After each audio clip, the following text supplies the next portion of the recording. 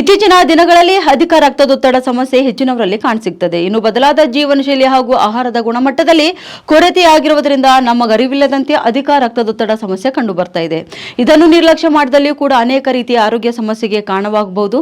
ಹಾಗಾಗಿ ಅಧಿಕ ರಕ್ತದೊತ್ತಡ ಲಕ್ಷಣಗಳು ಕಾಣಿಸಿಕೊಂಡರೆ ತಕ್ಷಣ ವೈದ್ಯರ ಸಂಪರ್ಕ ಮಾಡಿ ಸರಿಯಾಗಿ ಚಿಕಿತ್ಸೆ ಪಡೆದುಕೊಳ್ಳುವುದು ಬಹಳ ಮುಖ್ಯವಾಗಿದೆ.